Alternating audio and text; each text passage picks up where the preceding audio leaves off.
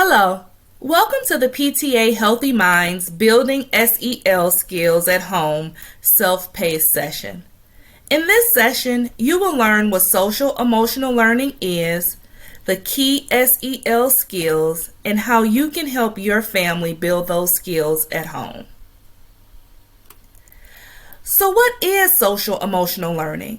Social and emotional learning, sometimes known as SEL, is the process through which all young people and adults acquire and apply the knowledge, skills, and attitudes to develop healthy identities, manage emotions and achieve personal and collective goals, feel and show empathy for others, establish and maintain supportive relationships, make responsible and caring decisions.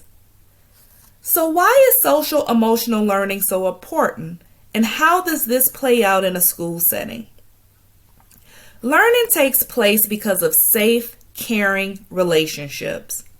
Memory is sealed in by emotions. Feelings cannot be separated from learning. Social and emotional skills are vital in every aspect of academic success, such as collaboration in science, problem solving in social studies, empathy in literature, and more.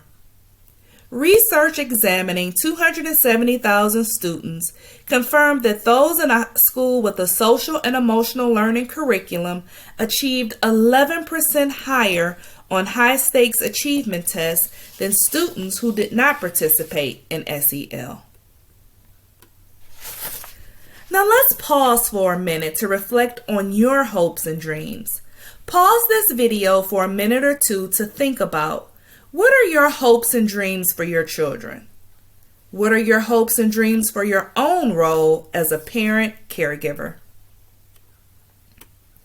When 100 parents were surveyed who also were SEL professionals, they shared that they hoped their children were happy, confident, kind, and loving, among other qualities. Perhaps some of you had similar hopes. Additionally, they shared their hopes for their own roles as parents, which included being patient, encouraging, and understanding.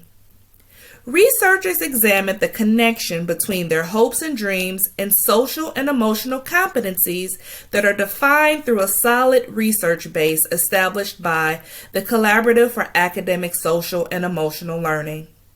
Indeed, each hope and dream aligned directly with skills.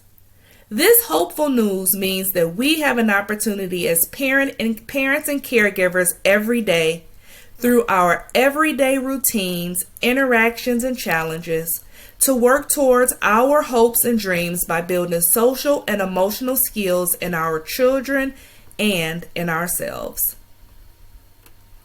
The 5 SEL skills are self-awareness, self-management, social awareness, relationship skills, responsible decision-making. These skills were identified by CASEL, the Collaborative for Academic, Social, and Emotional Learning. All of these skills look differently at each age and stage, which is important to keep in mind. You'll see some specific examples on the screen, and there's even more in the handouts at pta.org/SEL. Now we'll go over a quick overview of each skill. There are handouts that cover what each skill is, as well as activities you can do with your children to build those skills. The first social and emotional skill is self-awareness. Self-awareness refers to our understanding of thoughts, feelings, and values, and how they impact our choices and how others perceive us. It involves an understanding of our strengths, limitations, bias, ethics, and grounded sense of agency, confidence, and purpose. Children's self-awareness will change with each age and stage. A growing self-awareness in children may include beginning to define who they are by what others tell them, as well as how they feel and what they learn about their own passions, talents, interests, and character. Being able to articulate their emotions, values, and beliefs. being aware of their strengths and limitations, learning about and taking pride in their family's culture and their story, understanding how they can contribute to their family, communities, and society. The second social and emotional skill is self-management. Self-management refers to our ability to manage our emotions and set and persist towards goals that are aligned with meeting our needs, values, and desires. It is a skill that can be learned and practiced by any child, teen, or adult at any time. Children are changing and growing their self-management skills with each age and stage. Children growing self-management skills may verbalize what they are feeling, find healthy coping strategies to manage uncomfortable emotions, including seeking support from a caring person. For example, counting to 10, removing themselves from a negative situation, and taking deep breaths. Understand that all actions have consequences and that their choices determine those consequences. Act with agency or choice making to set and attain goals. The third skill is social awareness. Social awareness refers to the degree to which we are able to empathize with the thoughts and feelings of others, particularly those who are from different races, cultures, backgrounds, and contexts, as well as our ability to take social cues to inform our communication and choices. Children and teens grow their social awareness differently at each age and stage. Children with a sense of social awareness may be able to name and understand the thoughts and feelings of others, focus on others' communication, including body language and tone of voice, to make meaning of their intent, motivations, and feelings. Feel an authentic connection to and membership with a community. Take multiple perspectives into account without compromising their own values or beliefs.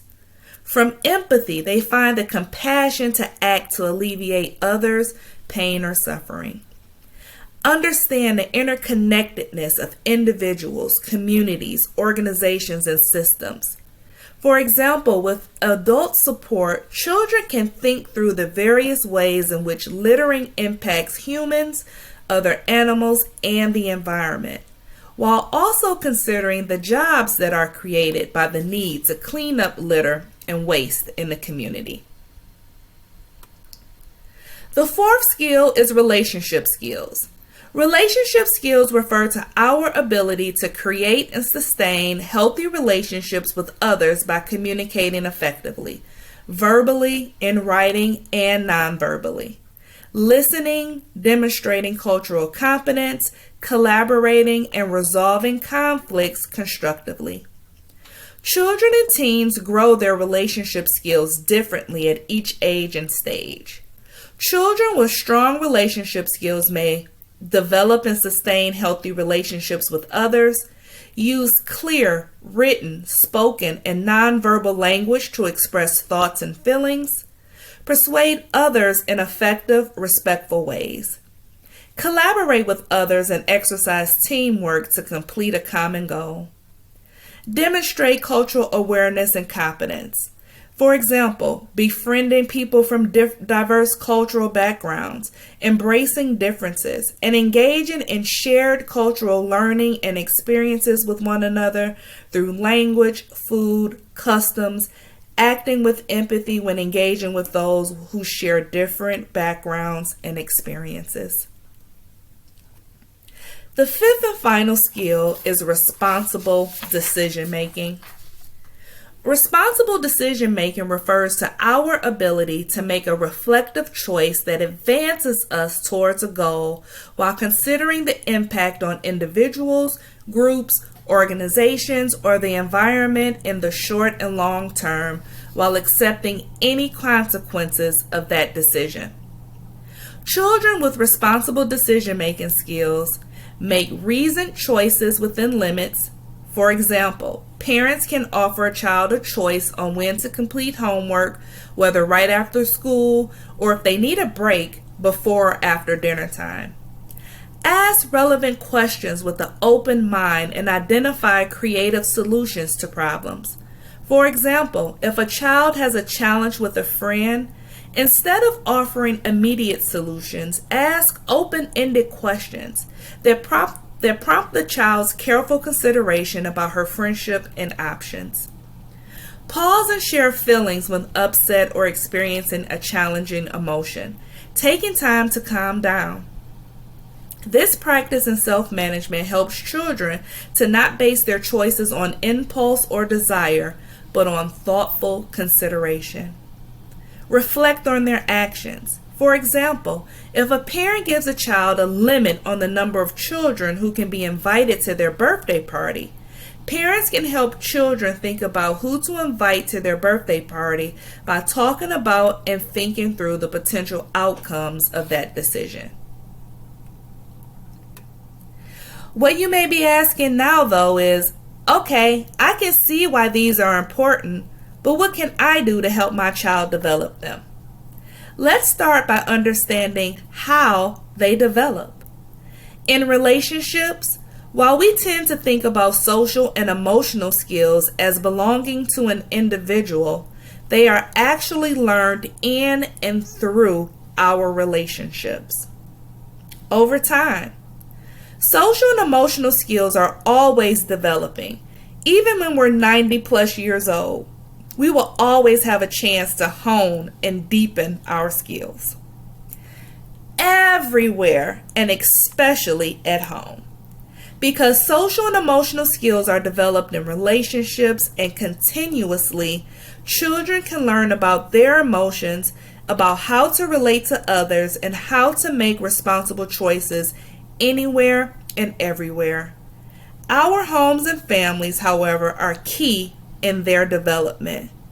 If we are intentional as parents and caregivers in shaping our interactions and relationships to positively influence children's social and emotional skill development, we can support their well-being and growth and help achieve our hopes and dreams for them and ourselves. So what are some concrete ways families can cultivate skills?